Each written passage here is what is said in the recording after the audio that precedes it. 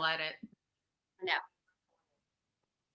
Hi, we're excited for this next session to highlight some ALK families that are going through this disease just like we are. We have the Hlavacek family and the Sierawski family. So I'll let you all introduce yourselves and tell us a little bit about your journey. Erika and Jeff, would you all like to go first? Sure. So I'm Erika Hlavacek, and this is Jeff Hlavacek.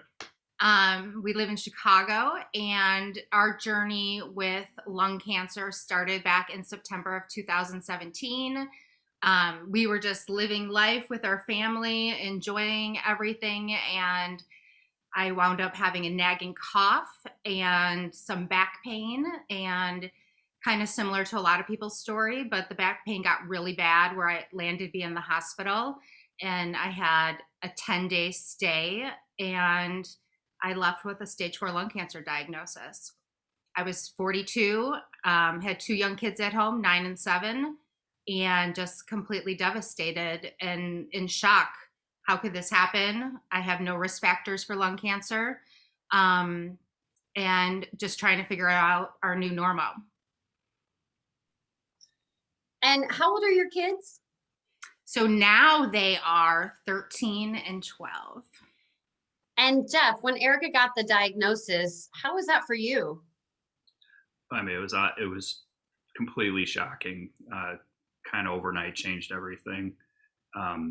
We, like so many people, had no clue at what to do. Like this, we're thrown into this whole world that we knew nothing about, and so it was a whirlwind of trying to figure out if we're getting the right care, if we're doing the right things, what's the prognosis. It sounded really bad, and then luckily found out we had ALK. It sounds funny, but we really felt lucky, and that there was TKIs and that kind of magic stuff that could help us get through it and have a longer expectancy. Absolutely. And how about Frank and Katijo Sierawski? Can you tell us a little bit about yourselves and your journey so far? Sure, yeah. I'm Frank Sierawski. I was diagnosed in June 2014, so I'm 7 years in to this party, and it's been an interesting run. It's been a roller coaster, I like to say, and like so many other people, Erika included, it started with a nagging cough that was really sort of ignored for a while. At the time, I was 35, and in fact, I was 34. I guess I turned 35 along the way, but yeah, nagging cough that took a while. Like Erika said, no other risk factors, no reason to think lung cancer was at play. I had asthma in my family, and so we went down that route for a bit. But anyway, yeah, it turned out to be a tumor in my left, sort of in the middle of the upper and lower left lobe, and got that news right around my 35th birthday. And we've been through a few hiccups along the way. We ended up doing surgery, and they took the left lower lobe out with the primary tumor, which was great. But then after that, ran into some brain mets. So we switched from Xalkori to alectinib in 2016. And I'm approaching 5 years on alectinib, and really no evidence of disease since.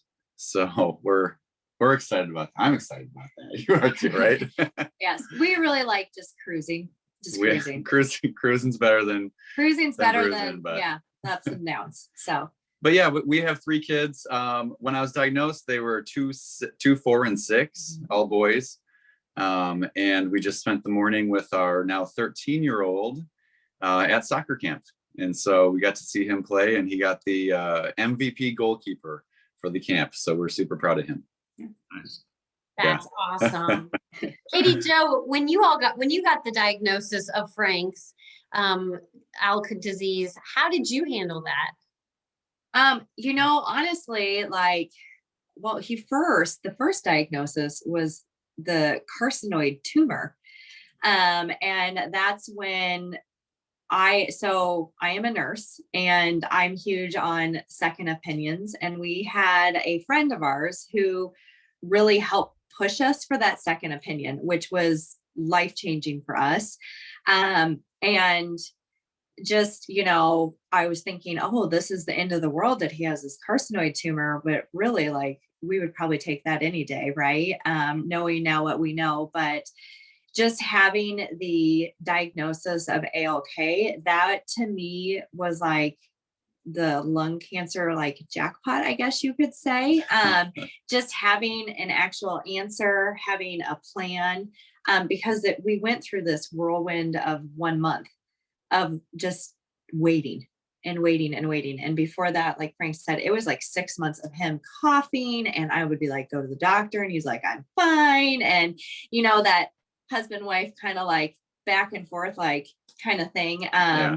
And so it just took a really long time. And so I guess with the ALK, it was just really nice to have an answer and have a plan, because I'm kind of a control freak. So that made me feel better. Absolutely. And I remember my oncologist calling and saying, it's like you won the lottery, you're ALK. And you have no idea what that means at the time, but it ends up it's great news. How long have you been on alectinib, Frank? And did that take care of your brain mets? Yeah. Since October 2016, I moved over to alectinib. It took care of all the brain mets. We did Gamma Knife and tried to get as long of a run as we could out of Xalkori back in 2016. But then once, we got a follow-up MRI from that Gamma Knife, and there were sort of, what do they say, numerous bilateral, sort of like they didn't even bother counting. So they said, we're gonna flip you to alectinib and come back in 3 months. Alectinib took care of all of those almost immediately. I mean, it was a game changer. I don't have an answer for that. And so it was the alectinib has been a real, I tell people now I'm like one of the lucky ones, getting a really nice long run out of alectinib. And we go later this month for another scan, but I'm feeling good. So that's always a good feeling. That's great. Now, how did you all tell your kids? Erika and Jeff, how did you all tell your kids, this isn't just a journey that you go on as a patient and a care partner. How did you, go about talking to your kids about this? So, when I was diagnosed, they were 9 and 7. So they were really young, and my 7-year-old did not understand. And he just knew mom's in the hospital, she's sick, or she's home, she's not sick. So there wasn't a lot there, but the 9-year-old understood everything and knew of the word cancer, had read books in school, people that were sick and had cancer.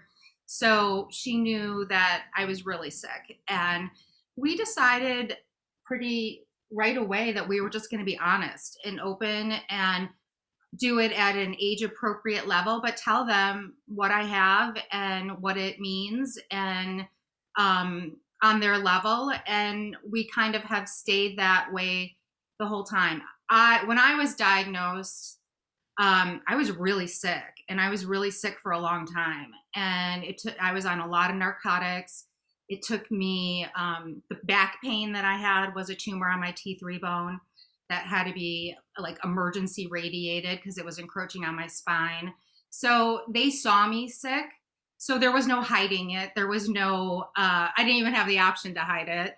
But we didn't want to. We were honest and open. And, my journey kind of has gone where I only was cruising for a little while. I wish I was in Frank's car cruising. I got 2 years on alectinib, which I'm grateful for every single month of that.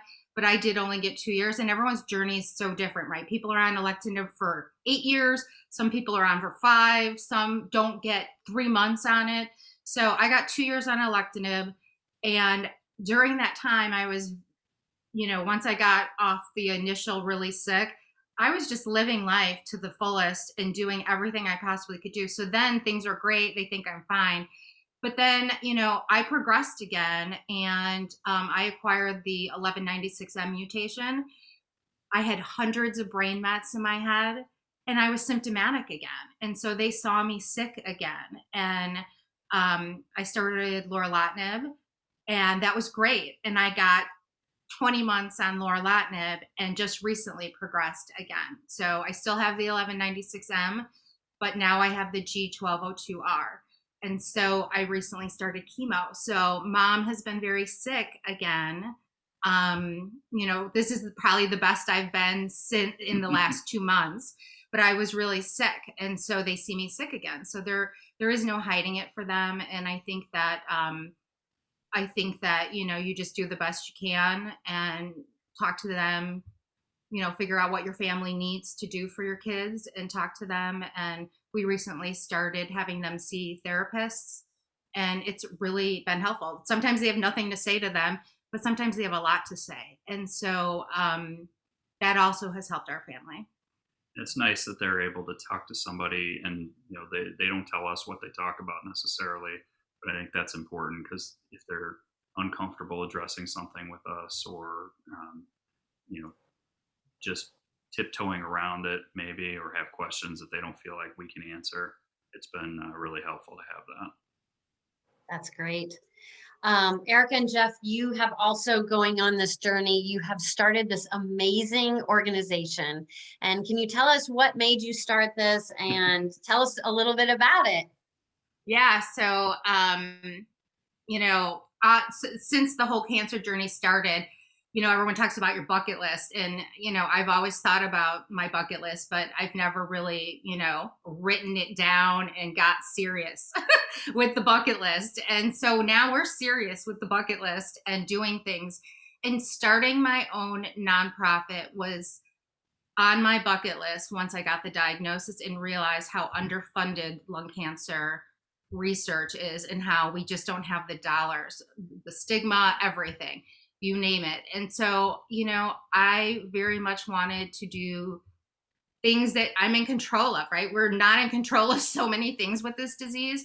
And it's like, what can we control? And it's like, some decisions we make, we can control these things. And I was like, I wanted to be part of the solution for lung cancer research and not part of the problem. And I wanted to raise money. And so Best Life started as an idea on a girls' trip. It was a girls' weekend, and my girlfriend surprised me with the Best Life shirt from Target, of all places, but it said Best Life with a big smiley face, and they knew I hashtagged it all the time, and I was always talking about doing something and living your best life and bucket list stuff, and so they surprised me with these shirts. These shirts then became this idea of, there was a lung cancer walk in Chicago, and I wanted team shirts. I wanted everyone to be wearing my team shirt, but what was my team shirt going to be? And I was like, well, of course, it's going to be a Best Life shirt. So we designed a Best Life shirt. We did it as a fundraiser, and also would be the team shirt. And it was so well received from my family and my community, and it made thousands of dollars, this shirt. Half of the people walking around my neighborhood have Best Life apparel on at any given time, kids all over the place. It's really cool to see. And then it turned into this, well, why can't this be the idea for the nonprofit that I want to do? Why can't this be it? And it was early 2020, the pandemic just hit, and we said, we have time, we're both home, we have time, why don't we do it? And we did it during the pandemic. We started Best Life. And it's all about raising money for lung cancer research while reminding everybody to live your best life. Time is a gift. We have no idea what tomorrow holds, and do it now, do it today. Just that whole idea. I love it. You truly are making lemonade out of lemons for our diagnosis. Can you tell us, for those that follow you on social media and such, you all truly are living your best life. So what are some things that you all have done to live your best life? I made him figure out how to run an RV. bucket list item. Oh, I have wanted to do a big RV trip for weeks out west, go see national parks. Neither of us grew up doing national parks. Our families weren't national park people. And neither of us had gone to any of these places. So it was really special.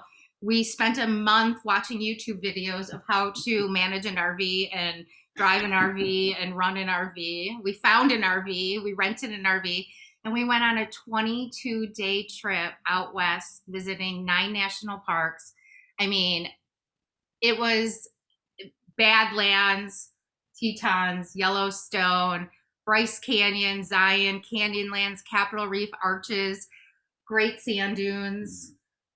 We went to Custard State Park, Mount Rushmore, Devil's Tower. I mean, the kids would do gym class in the visitor center parking lot with like the Devil's Tower in the background, on their Zoom calls, because they were remote last fall, completely remote in 2020.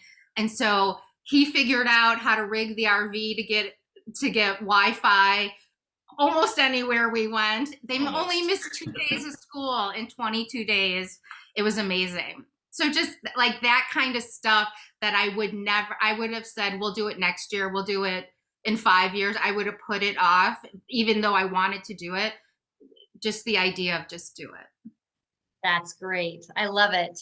Okay, Katie, Joe, and Frank, tell us how did you tell your kids, if you told your kids, and how did they handle that? And how do you go about this disease as a family? Good question. So our kids, like Frank said earlier, were 2, 4, and 6. So really it was just the 6-year-old, and he named his dad's tumor Pinky. Do you remember this? Oh, yeah. So long ago. Yeah. And so when he had surgery, we're like, they're just going to remove Pinky. And we've always been honest about it, but it's all about, I don't know. And it's kind of just the life that they know now. They know every 3 months, oh, daddy or padre, whatever they're going to call him. They call me padre. Yeah. I don't know time, is going to get his checkup to see if there's any cancer. And it's just really, I don't know. And I've kind of stopped.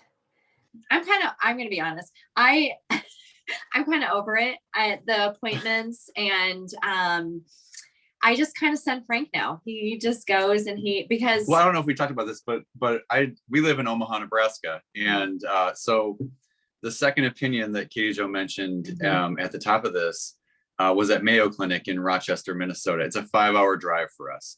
I love driving. So, the road trip idea sounds amazing. We keep talking about doing that. We haven't put together a 22-day trip yet.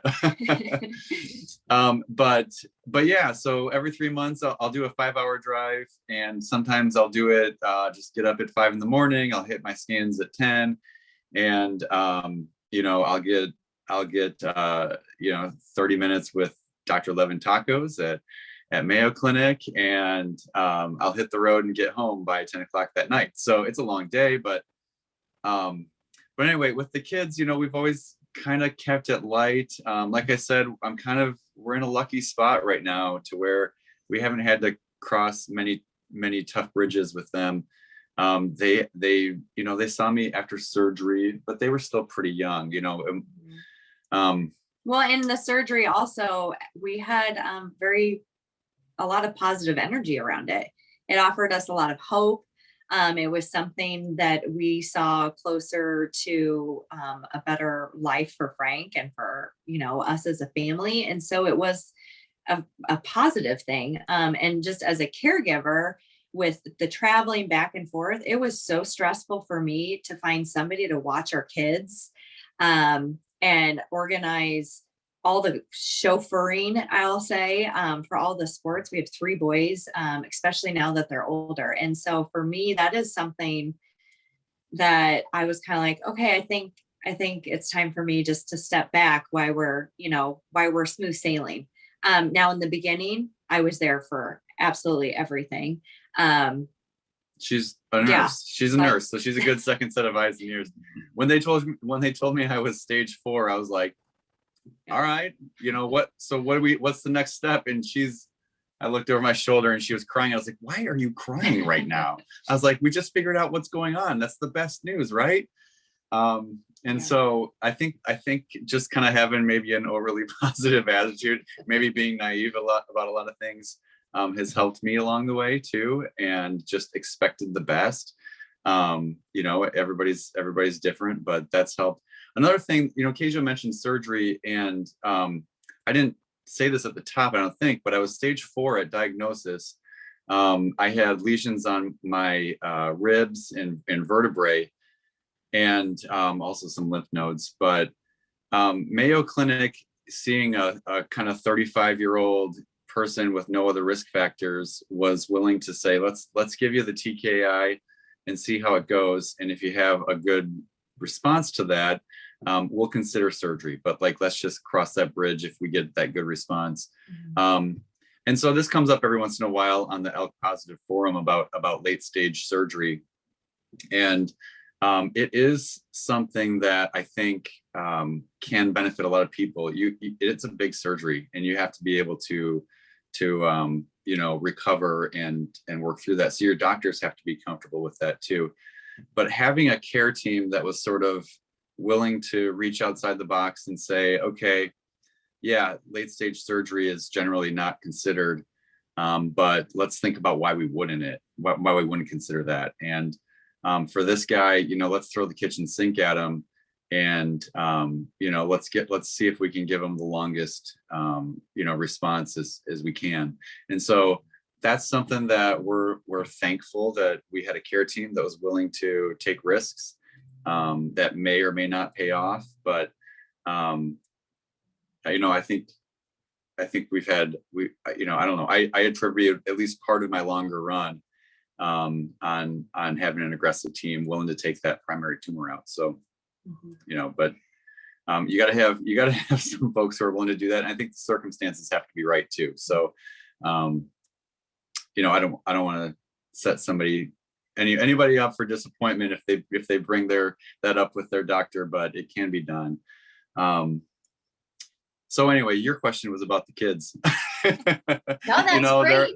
they're all older now, and yeah, we've had good luck.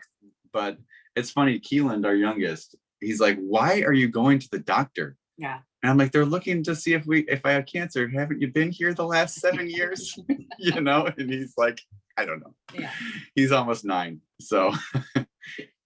But Great. It's funny, yeah. That's great. Well, you all are another super positive family.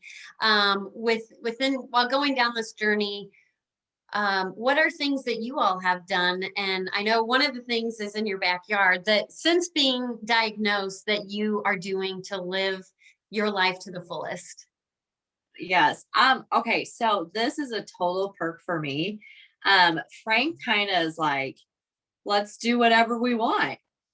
Totally, all about seize the day, you know, live your best life. Exactly. Like, and my dream was always to have a pool in my backyard, and we bit the bullet on that quickly. We travel a ton with our kids. We're really about just embracing life and living it. The most important thing, what we all should be doing anyway. But for some reason, a lot of us need a kick in the pants, and a stage 4 diagnosis definitely puts it there. And we are just so blessed to be able to do these things. We even had a great group of friends that raised money for us and said we could do whatever we wanted. So Frank and I went to Europe for 2 weeks. Oh yeah, we did the Europe trip. Yeah. I say, oh yeah. Every year they come up on the timeline, but awesome pictures. Yeah, we did a little 2-week European tour, which was awesome. The pool was fun to put in the backyard, but we did it in 2 phases. I had to have a covered patio first because the elective sun sensitivity. I was like, look, I'm not putting a pool in and then blazing in the sun for the next, you know, however many years. So we did it in 2 phases, but yeah, so we've been like, I still work, you know, I'm back at work full time. I've been working full time most of the way, and that helps. But it also helps. I've got a great employer who just sort of says, "Hey, look, I understand you've got to go every 3 months, and this is a thing that you're working through." And they've been really flexible, and you know, I've been really transparent with them about it, and so that helps. That helps pay some of the bills for the pool too. It's like, sure. That's great. No, yeah. That's great. So I think we all feel the same when our families are connected together, when we all meet together, and hopefully next year we will all be in person and not virtual. But and I'm a big believer of, when we all work together, we are stronger together. How do you feel as connecting with other ALK families has helped or strengthened you all? Erika and Jeff? I feel like it's a really big deal. I feel like the Facebook support group has been kind of a game changer, not just information and knowledge, but connecting with other families that just get it. Like, we're all walking through a similar journey and no one else understands really, but a bunch of us that are all strangers, but now we're all like linked, right? Forever, because we're on this journey together. And it's like really helps loosen the whole, it's kind of lonely to get the diagnosis, right? Like, you have family and you have friends and you have your community, but really you're going through it yourself. You're doing it and it's your disease. But when you connect with these other members of ALK Positive, it's other people that just understand, and it's a big deal. It's a game changer. Yeah, I'll just add,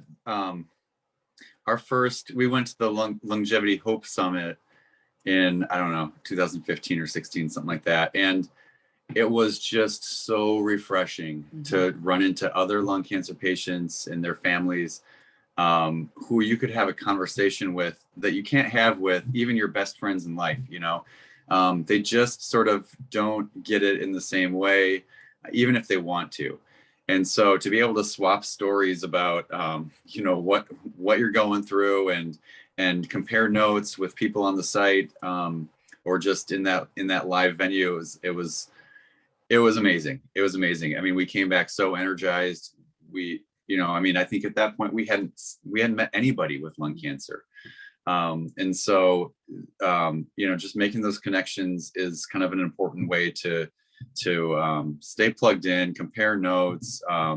We get a lot of hope from people who are living a long time with ALK positive lung cancer. Absolutely. And I will agree with everything. I think meeting you all, and I mean, now Eric and I went on a trip to Nashville and met up when we saw Dr. Lovely. And I mean, we had such a fun time. And then always seeing Frank and Katijo is just, it's such a game changer when you can connect with other people and families with kids that are going through the exact same and understand the exact same thing. Any closing remarks that either of you would like to give us? Closing remarks. Yeah. I wasn't ready for closing remarks. You know what? This conference, this day, first of all, Amanda, you've done such an awesome job putting this conference together. And I know, especially for the newly diagnosed people who this is like their first sort of ALK positive or lung cancer thing, embrace this. But I believe me, next year will be amazing if we can do it in person. And so I'm excited about getting to see people, even if it's a regional thing. I know it's hard, and there's a beauty in being able to get everybody across the globe really for this conference. But make those connections like we just talked about, and think about what's possible. I mean, don't dwell on the diagnosis. Stay positive, connect with people who are doing well, and leverage their energy. And I think to add on to Frank, also just take it step by step. It's way better taking it step by step than and I know it's so hard if your loved one just is newly diagnosed, that you shoot all the way to like how long do I have? What are we going to go through? All of the why questions, and just remember and try your hardest. We don't have control over much of that, but we can control how we react and what our attitude is. And that positivity is absolutely huge. And surrounding yourself with a community like this of positive people it's life-changing. And I can't wait to be in person. It's so fun. We have so much fun. We just love the hugs. We We're do. just in it for the hugs. We are. We love the hugs. Drinking in the lobby. And drinking in the lobby. That's right. Yeah. That's more hugging. And the lobby bar. Yeah. Yeah. I would just add, so medically, since I feel like, I just feel like I've gone through so much and I've seen so much. I would say get a second opinion.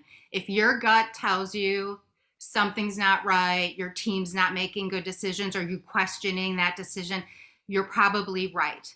If you feel like you should switch, don't just sit there with your oncologist. Switch early. Don't wait, because if your gut's telling you something's off, you're probably right and going to wind up switching anyway. I will say, when I progressed on lorlatinib, I could not get hold of my care team to save my life, and I just had the scariest scan I've ever seen. And Dr. Shaw was my second opinion. I had her in my arsenal. When that happened, it was a Friday night. She was calling me on Friday, Saturday, and Sunday. She did everything to get me off of alectinib onto lorlatinib. She was, I can't even tell you how much I love Dr. Alice Shaw, but she was just, she saved me. She was a lifesaver that weekend. So get a second opinion, go see an ALK expert if you have not. So when you're sick, they're already in your arsenal. You're not going there sick. Do it now while you're healthy. I agree with Frank 100%. Don't let your mind get caught in the diagnosis. Like, it's okay to be there for a little bit. It's okay to mourn whatever you need to, but then get out of there and start living your life and living your best life and doing things that are very meaningful for you. And the last thing I'll say is, I think everyone knows Kirk Smith.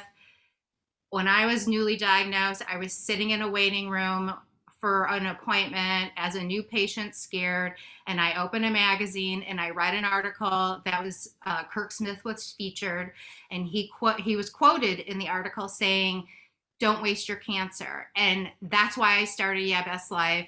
That's why I joined ALK Positive Board of Directors. That's why I became a research advocate. Like, do something you can control, whatever that is for you. Figure it out and feel like you're in control. That's like huge. I feel like for us, it's been huge. Yeah. I love it.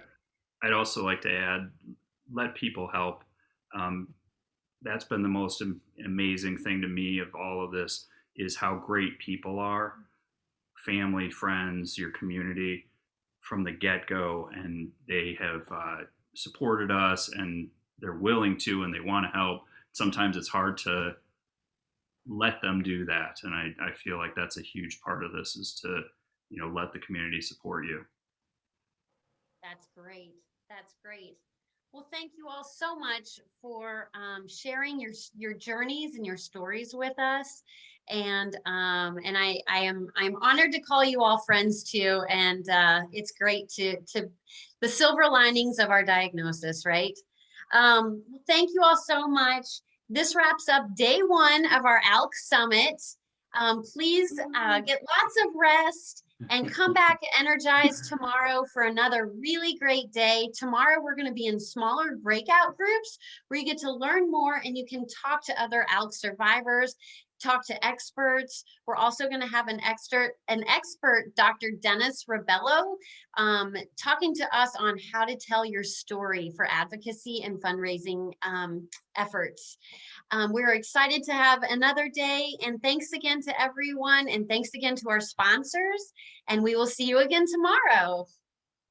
Thank Bye, you. everyone. Thanks. Thanks.